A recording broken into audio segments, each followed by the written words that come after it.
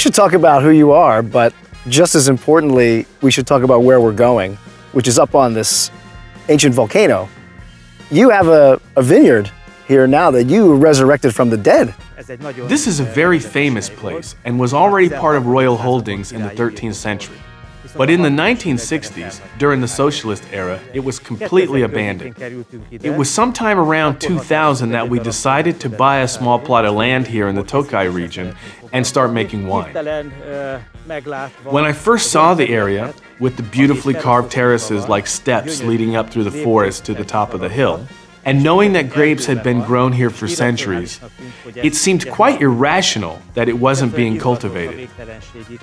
I was excited to see what we could do here again, on land that was one of the most famous vineyards in this region.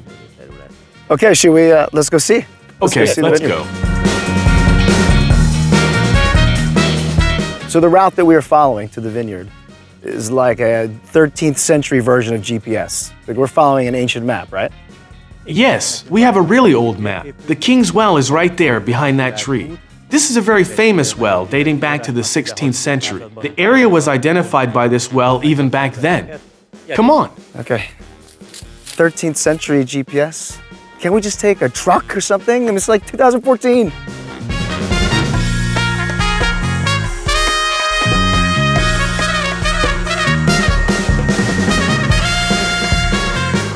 Come on, Joe, I'll show you a monkey brain. Monkey brain?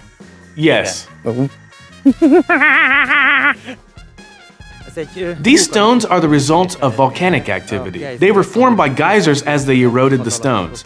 The people of Mod call them monkey brains. Sometimes I tend to think that certain wine bloggers also have these rocks inside their heads instead of real brains. In this beautiful place is connected very strongly to the history of Hungary and Hungarian wine. Do you feel any extra sense of responsibility when you're crafting wine from this vineyard because of the connection to that history? Certainly. We feel a great sense of responsibility. This is a beautiful place with an enormous historical heritage. If we tried to make bad wines here, we would be doing this land a disservice. We produce our wines with great devotion and respect for history. Okay, I'm very thirsty. It's been a long way up here. Let's taste some of that wine now, yeah? Let's go have a taste. Now it's time to try two of these wines from this beautiful Old King, this beautiful and historic Old King vineyard here in Tokai. And the first one is, they're both Furmint, and the first one is a 2012 vintage. So we're gonna give that a try right now.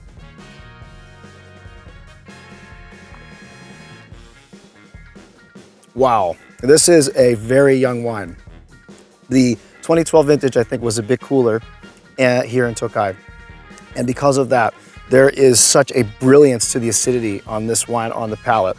It's absolutely shimmering in your mouth, shining.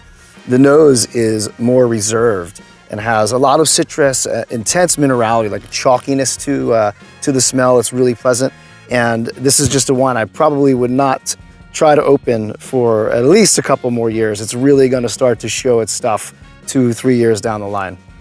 Our second wine is the same grape, same place, just one further year more. So we're tasting the 2013 vintage of the Furmint from the Old King Vineyard.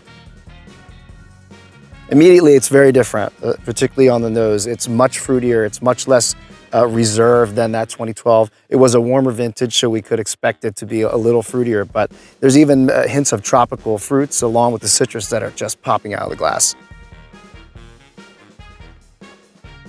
Ooh, it's also rounder in the mouth, so this is, I'd say, a more luxuriant interpretation from the same place. So you're getting the similar flavors, similar structure, lots of bright acidity, but there's this nice roundness that makes it just maybe a little sexier on the mouth too. This is a wine that's a bit more friendlier now, and probably you can pull the cork on this pretty soon and have a very enjoyable evening with it.